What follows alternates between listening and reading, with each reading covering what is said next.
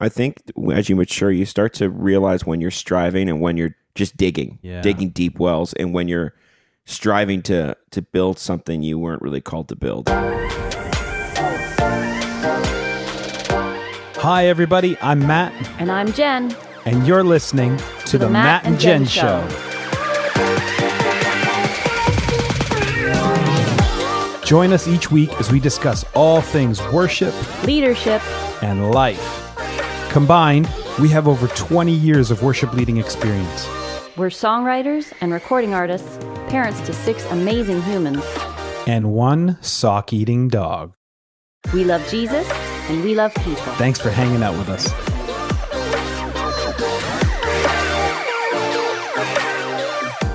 Hey everybody, welcome to episode number 15 of the Matt and Jen Show. This week, I'm really excited to share an interview with you that I was able to record with singer, songwriter, musician, event planner, promoter, and all-around great guy, Josh McCabe.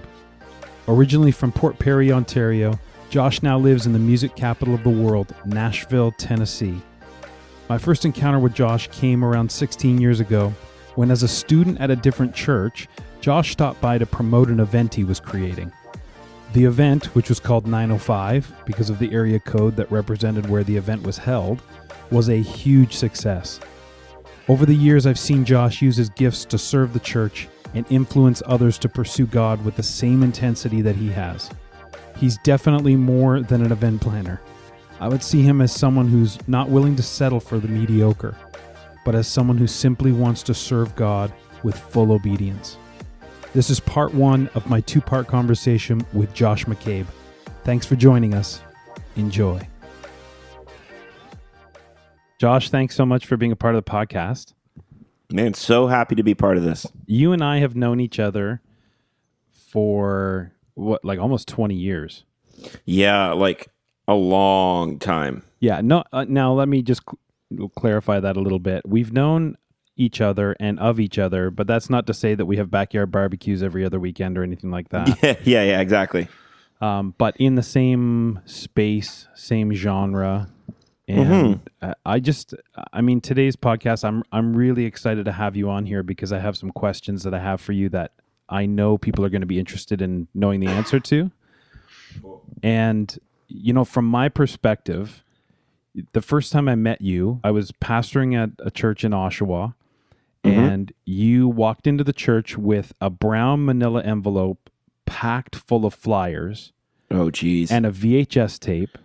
Yeah. And at least this is my first recollection of meeting you. And you walk into the church and you're like, hey, can I talk to somebody about putting some posters up? Oh, my gosh. And you handed me a bunch of posters for an event you were doing in Port Perry, which is, 20 minutes north of Oshawa? Yep. 25 maybe? I don't know. I don't drive up there much, but...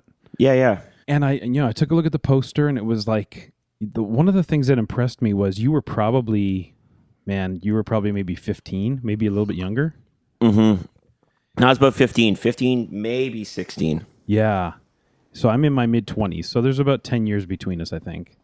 Yeah. Anyways, it just hit me, like, here's this kid who's like really hitting the pavement and believes in something so much, and they're here with a stack of envelopes. And there would be times people would come into the church and they would have like a copy of a CD or something. They'd say, I just want to give this to you and maybe you can bring me in sometime. And yeah. And that was not what you were saying at all. You were saying, we're going to do this free event, this massive event, and we want as many people to come as possible. And can you just please help us promote it? I just remember the tenacity behind what you were saying. Well, it got me into trouble sometimes, but it was like raw passion though. Like I really at 15 thought this was the most important thing in the entire world, and you were going to miss the coming of Christ if you didn't come. Like I was so passionate about it. So talk about that event then a little bit, because this was our first encounter. Mm-hmm. Do you remember that event? I didn't speak at the first one, did I? I don't think he spoke at the first one. It might have been pretty close, like one of the early ones. But basically, I mean, I grew up in this small church, a small Pentecostal church in Port Perry. And I mean, when I say Pentecostal church, it was like very conservative Pentecostal church. We, I don't know. At the time we didn't have a youth pastor, and I hated youth ministry. Like, it sucked. I didn't want to go. And I was like 15, and like you'd show up on youth on a Tuesday night, and there would be like a couple parents there, and they'd play like outdated, terrible Christian music and throw a soccer ball in the field and order pizza and be like, hey, invite your friends. It's like, why would I invite my friends to this? Wow. This is terrible. I can remember where I was sitting when I had a talk with my parents outside on their deck. And I said, I'm not going to youth tonight because it sucks. Yeah. And they said to me, then why don't you and your friends do something about it? And I go, well, we don't have a youth pastor. And so I kind of made that my excuse for a couple months. And then I was away on a vacation. I was looking through the album jacket of this Hillsong United album. And like, it was an old one with like, Jesus, you are my best friend on it. And like, yeah, I just was so inspired by it. And I came back and I just started writing all these plans and like pictures and ideas and like in this notebook. And I came back and showed my pastor, and he's just like, so basically my attitude was, hey, when you get a youth pastor, because I know you're trying to find one, maybe I can help out with this. He told me that we were going to do the event with or without a youth pastor. And the night that the night of youth, like Tuesday night youth group, leading up to this event, we had 12 people out. And our first event, we had over 250 students show up, which for a small town with maybe 20,000 people in it is a big deal. Oh, that was massive. That was like my eyes bugged out of my head. Yeah, it was like, who are these people and where they come from? And people just kept getting saved. And people kept turning their lives like to Jesus. And so we just kept doing them. I was 15, 16 years old. I had no idea what the heck I was doing, but I just had a lot of passion for it. And I took it very seriously, which really, I think, got me into trouble sometimes because I took it very, very seriously. And I expected everybody else to take what we're doing very seriously as well. And it's really funny too, because I look back at some of the stupid things that were tough to deal with as a 16-year-old. We're doing these worship nights, or like these nights where it's like, and then worship and teaching, really believing that worship would be the key to people experiencing the presence of God and undeniably wanting to know him. But I wanted excellence. I thought there's no reason why the band should not be like the best. Yeah. There's no reason why we shouldn't have the best lighting, the best sound, and really cool video intros and moving lights and all that stuff. But back then, not a lot of youth ministries were doing that. And so, of course, I got misunderstood that I was just trying to put on a rock show to glorify myself. And dealing with your peers at 16, assuming things about your heart that was so tough to deal with. Yeah, and that's sad to hear, because I remember going to one or two of them, and it really wasn't about you at all. Right? Like somebody had to run it. Somebody had to be the point person. Somebody has to, like, there has to be some sort of leadership. And I find it really interesting because it's not just then that people were saying things just about you. And I mean, as a 15-year-old, I'm sure you're feeling that. You're feeling like, man, everyone's just picking on me. But the older I get, the more I realize that that's some people's default, because either they haven't pursued something, or they haven't, done anything as grandiose as organizing a night like that or an event like that, and so they're comparing to you their own lives, which is the wrong thing people should be doing. It's the last thing. Yeah, like my pastor said this in a message the other day, and it struck me about something else, but I think you can apply it to many things, that like people will view your faith through a lens of their fear. Wow. And I think people will view your motives through the lens of their experience. And what they've experienced and what they've seen and what they know or what they understand. I mean, rewind 6-7 years ago, when I would come to your church and people would be really responding to the Holy Spirit in ways I didn't understand, I would just chalk that up as weird. Like, I don't get that. That's weird. Yeah. And that's my experience because I didn't experience that until the Holy Spirit started showing up in my life in a prophetic gifting. Yeah. And then I start going, no, actually, I feel like they get it, that they were pursuing the presence of God. And I've changed just the way I think about a lot of things because of different experience. Yeah. People have hurts. They have burdens. Everybody goes through things. I find it interesting because I can't imagine that everybody said yes to you, right? So when people go through those hurts and they have those experiences and that's how they see, that's their lens. Mm-hmm. It's almost like, well, Josh is out there and look at the response that he's got. Like, so many people are saying yes to him. I happen to know that in the Oshawa area, the amount of churches you went to, the amount of no's you get from, no, we're not putting a poster up. No, we're not promoting this. No, we're not talking about this. I mean, there were even things within our church when I was there that I would suggest that got a no, like from a lot of different people. For whatever reason. You have to learn how to deal with that rejection. We don't often call it rejection. We just say, well, we're just going to keep pursuing our passion. We try and spin it positively. But there is this element of, well, Josh doesn't experience this. Of course you do. Yeah. So what is it about, like, in those early days? Because I know you're saying, it's only been, recent, I'm using air quotes here, that you've developed this prophetic gifting and you're understanding it and it's unfolding. But even back then, because I know that it wasn't just about putting on a rock show, I know that it was about creating a great environment. And if it was just about a rock show, why focus on worship? Right? Like, there had to have been things in your heart and in your life then. So maybe talk about that a little bit. Like, what was going on even back then in terms of your connection with God and what was going on? Yeah, I mean, yeah, certainly when you say a lot of no's, I probably experienced more no's and probably more, you'd be surprised some of the things pastors had the guts to say to my face in my 20s when we kind of resurrected the ministry at C4 and Ajax. But that's we can get into that later. But yeah, I mean, you mentioned that, and I've really wondered just about spiritual gifts because I kind of thought, these are my spiritual gifts. These will always be my spiritual gifts. I'll always operate within this gift set and not without it, not outside of it. And really understanding myself more as a teenager, I understand myself more now as a teenager than I did then, that I had two major giftings, or three really. I think one was leadership. I had the ability to rally people around a cause. And for some reason, people said, yeah, I think this 16-year-old kid knows what he's doing.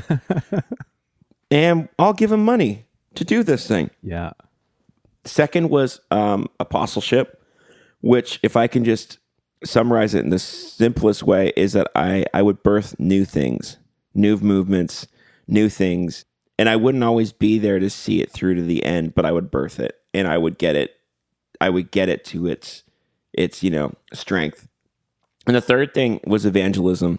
I just so badly wanted people to encounter Jesus the same way that I encountered him.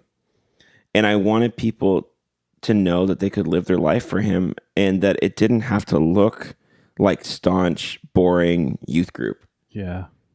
That was my heart. I had a gift and a passion for music. Yeah, I wanted to be in a rock band. Yeah, heck yes. Yeah, I love playing music. Yeah, I love that feeling of playing music on a stage with sound and lights. That's my gifting. I would be an idiot if I said I didn't love doing that. Yeah. A pastor would be an idiot if he said that he didn't. In fact, I would tell him to stop if he didn't say, I can't wait to get up there and preach because it's so fun. Yeah. Or I love people. I can't wait to be around people. Yeah. And there's two things. Why is it so bad for us to enjoy our gifting? Right. Why is it that the rock and roll world can get up there and go, man, I slayed it tonight. Yeah. And I think when you have an understanding of who gives you the gift, you understand it really wasn't you. Right. But we expect people to act with this false humility in a way like, oh, no. Oh, man, you did so good tonight. Well, you should be thanking Jesus because Jesus did great tonight. I was just the vessel. And I think that like it denies the needs of the soul. And the needs of the soul are when you're gifted with something to pursue it and be satisfied by carrying out your gifting in a way that honors God. Yeah. Like God blesses that. And you know what? I've always said this too, like, yeah, God may have given me the gift, or God, I would say this to you, Matt, like God gave you a gift to sing, but you had to steward it. Yeah. And so I want to honor you for stewarding that and growing it. I've got to drink water. I've got to work the range. I've got to practice. I've got to, like, there's so many things that you have to add to that. Totally. And I think that needs to be like celebrated in hard work, like a craftsman who's built a beautiful home or a beautiful piece of art. Like that should be celebrated. But again, I'm not stupid. I know that God gave me the gift and I'm using it for him. Right. So it's just this weird thing. Yeah. I think people are uncomfortable because we have this fear of taking the credit from God, or we don't want to be prideful. And there's some sort of sense where it's like, okay, that's good that you don't want to be prideful. That's a noble thing. But I think people strive for that so much that they end up being the falsely humble, which is another form of pride. Which is another form of pride. And could you imagine, you're a dad, you have a couple kids. Yep. And could you imagine your kids, you give your kids a gift and then someone says, hey, you did really well with, maybe it's a baseball bat. You did really well with that baseball bat. Oh, well, it's just all my dad. I know. Well, yeah. no, like you had to practice. And so, yeah, you can reference your dad in a positive way. I mean, this is for maybe another time where we're talking, but in the artist realm and in the musician's realm, everyone's thanking God for, like, it just is I just want to thank God.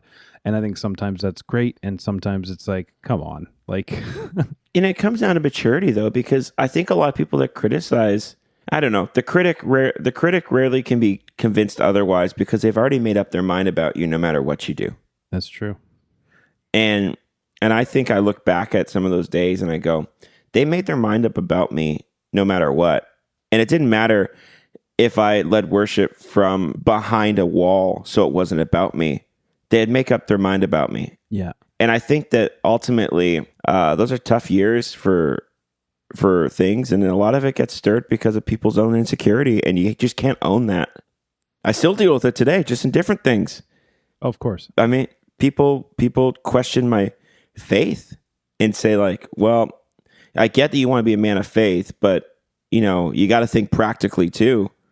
And well, it doesn't seem to be working. So maybe you're not listening to the God right, or maybe there's sin in your life or whatever. And I'm like, it's the same thing. People will judge you through their own lens.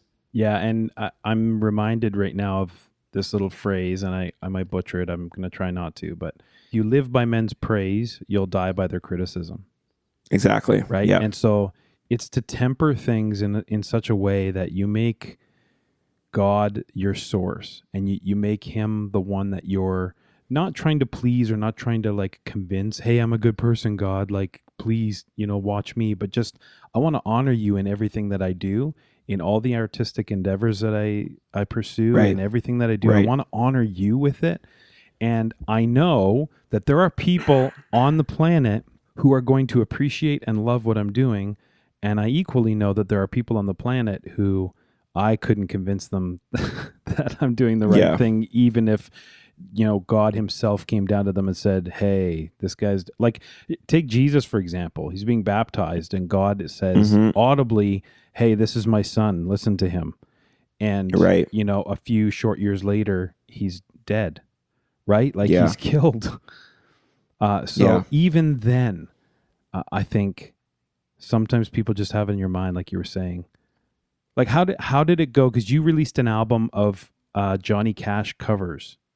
Oh, wow. Yeah. So how did that go in, I'll say, the Christian community? I thought it was brilliant. And I've never been a Johnny Cash fan, to be honest. I'm not a fan, but just I've never really listened to Johnny Cash until you released that album. And I'm like, okay, there's something here. This is kind of neat. This is like fun music to listen to. Yeah, I mean, that was honestly kind of a...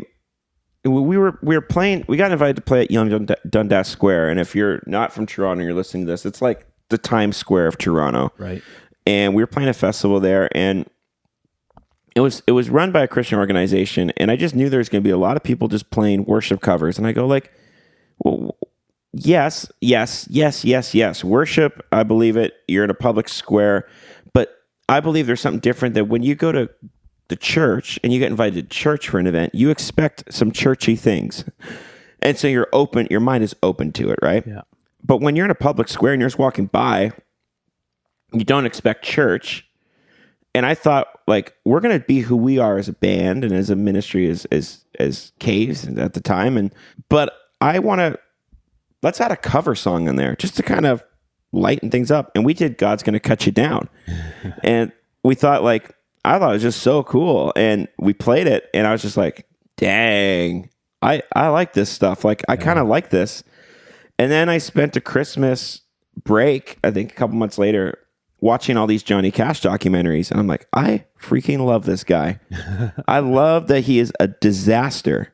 And yet, like, just so raw and real. And yet I know even in his worst moments, he still had a love for the Lord. Yeah. He may not have lived it on the outside, but I know it's there.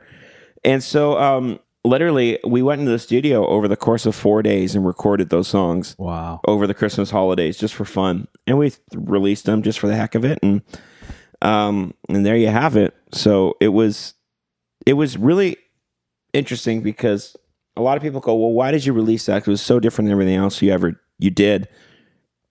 But I think it was important for me because I found a little bit of my sound in who I am. Yeah. And some things about me that I didn't really know were there. And it allowed me to explore those things a bit more. So it was really helpful in the process of unpacking sort of a different identity, not a different identity, but other layers of my identity. Yeah, that's really cool because it's a very different sound. I mean, I think if I listen to any of the stuff that you've recorded, I can hear similarities. Like I can hear your voice, I can hear your style. I actually just listened to in Toronto, the Worship Project just released volume 2 of their second album basically, and it's worship covers, and you did Reckless Love, and it was like, right, that is a Josh, like I'm hearing you in that. Like so cool. It came on actually, and Jen, my wife, walked through the room and she was like, is that Josh? I'm like, that is Josh. It's awesome. It's taken me a while to stop trying to emulate everybody and realize that I think even the Johnny Cash EP, like I think I've realized that my greatest asset's not going to be the perfection of my singing voice, but it's going to be all the other things I carry. Yeah. And if I just let my voice, if I just stop trying to sing perfect and start just trying to let my heart come through how I sing, then I'll hit something. Because Bono's not a great singer. I'm not comparing myself to Bono, but he's not a great, perfect singer by any means. But you hear the emotion, the passion. Yeah, I mean, you take any really famous band, isolate their voices, and it's not that. And that's the thing is, it's not about having the perfect voice. There are some people with amazing voices. I've listened to people in churches that are like, "Why don't you have an album?" And it's obvious because either it's not their calling, maybe they just have a naturally really good voice, or maybe it's because they haven't put the time into all the other areas that need to happen. Like one thing that Jen and I are really discovering in our journey is how much we really didn't know. I mean, we're being obedient to God and following Him, so we feel at peace. But all of the little things in the music industry, right? Like these are the things that we're learning, and we're having a blast doing it. It's like what you said. If you're not having fun doing it, like, why are you doing it? For us, we're just babies at this, right? Like we're just getting into it, and it's it's really finding our stride and finding our step. And, to what you were saying is finding our voice and not, we can sound similar to people, but we're not trying to copy those people. We're not trying to emulate those people. We're trying to be us. And to be able to produce music and to lead worship with our signature, the way that God wants us to do it, is critical to enjoying the process. Yeah. No, man, I totally agree. And I just think if you just do what feels right, I don't know, when you strive too hard and you're trying to make something work, it's usually not the right thing. There's hard work, absolutely, but I think as you mature, you start to realize when you're striving and when you're just digging deep wells, and when you're striving to build something you weren't really called to build. Yeah. So talk to me about, because it didn't just remain at, you just weren't a teenager and threw a couple events. Like, yeah, years later, then you mentioned it earlier, you started attending a church, C4 church, and the young adults ministry there blew up. And you brought your touch to it. And yeah, I won't say anything about, I'm not going to say anything about C4 specifically because I don't really know anything. Yeah. But I do remember being a pastor in town, all of a sudden hearing this buzz about young adults and kind of not being surprised when someone said, "Oh yeah, Josh McCabe's doing that." And I was like, that kind of fits. That's like, what was that process for? Because that was again, you were now like in your 20s. Yeah. High school ministry ended my time in high school ministry ended when I was 18 and going off to Bible college, and they had hired a youth pastor in Port Perry at the time, and I kind of just realized my time was done. Like, he wanted to pursue things his way, and yet I was the guy who had been doing things forever. Right. And not a youth pastor, by the way. No, not a youth pastor, like, by any means, but really functioning in that way. Yeah, essentially, yeah. And I kind of say I was youth pastor without the title. And even in my last year of high school, I did half days at the church running youth ministry and got high school credits for it. Sweet. It was pretty crazy. But I went off to Bible college, and this is part of maybe the passion and arrogance, not arrogance, but I'd say it's a passion that when I deal with it poorly comes out as arrogance. I remember being in Bible college, and I went there. I was only there for one semester, and I looked up and down the hall of the residence, and I tried out for worship team, and I go, if this is the future of ministry, we're in big freaking trouble. Wow. Because it felt like my peers were a bunch of duds. It felt like that. And there's, a couple of guys that I still connect with that were part of that season that are doing great things. But at the time I go like I don't want, you know what I mean? It's like, if you're an athlete and you're a pro hockey player, how long do you want to play with a bunch of beer league guys? Right.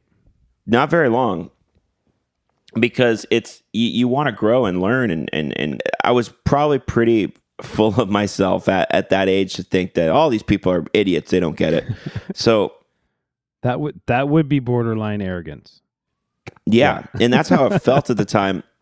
I think like with me to at least, restrain it a bit. It's like, I have such passion for it that it's not that I think I'm better than them. It's that I think that I take it more seriously than they do. Sure. That this is a joke. It felt like they treated it like a joke. It just wasn't my place. And again, so I left Bible college and went on the road to be, to start touring with bands. And that was a humbling experience for me, because it was a world I'd never been part of, this Christian music circle, and being on tour buses and, in and out of Nashville a lot. And it was a new world for me where I really got to learn a lot about a lot of things. And if you think that all of a sudden you're going to go and be a part of Christian music, and finally there'll be a bunch of people who are as passionate about ministry as you are, you'll realize that's not the case. There's people who don't really take the ministry side as serious in Christian music, just like there are in Bible college. Yeah. It was really, really impactful in a good way, though, because I just want to be different. So I spent a few years kind of touring in and out of that until I was about 22 years old. And this church that I've been attending at the time, C4, had reached out to me about being a young adult intern. And I was not interested in being an intern at the time. And again, it's like it would come across as arrogance, but I think it's confidence in knowing like these are my gift sets. And I'm telling you, if you want me to be an intern under somebody who is an administrationally focused leader, this thing is going to collapse because he'll get frustrated by me and I'll get frustrated by him. Yeah. And I think like, again, I've just realized that my gift sets were just different and they were strong in some ways that, but also I needed to learn how to serve under people. So I got humbled in a quick way of learning to serve under people. And it was hard. And I did some things that I just did and had to ask forgiveness for later rather than permission. But again, it was like the passion in me, all for the right reasons, but probably the wrong way of going about them. Again, I said to them at 22 years old, no, you don't understand. We're going to do this thing for young adults, and it's going to be the greatest, biggest thing ever. Not because I'm the greatest, biggest thing ever. It's because God has told me to do it. And I know that if he's in this thing, it's going to blow up. Yeah. Like, how can you not see this? So I took the job as a young adult intern, and I really only took the job so that I could do these events. I basically said, I'll only take the job if you let me do these events. And they didn't really get what these events were about, these 905 events that I had a passion for. I took the job and was there for about 2 months. And then we started and had our first 905 event with this band called The Glorious Unseen from Nashville. And they were kind of this like dark, emo-ish worship band. And I didn't know if anyone would show up. We were praying that 300 people would show up. 300 people would be a huge success. Yeah. I think that night we had about 750 or 800. That's amazing. Don't forget to download next week's episode when I'll continue talking to Josh about his new projects and what he's doing now. I think if there's one main thing I took away from today, it's that I should never apologize for the gifts God's given me, and that I should use those gifts every chance I get. You can find out more about Josh and what he's up to by going to today's show notes page at mattandjen.ca/episode 15. If you've enjoyed today's episode, please let us know. You can connect with us on our website at mattandjen.ca/podcast or on Facebook and Instagram at mattandjenmusic. Thanks for listening, everyone. Have a great week.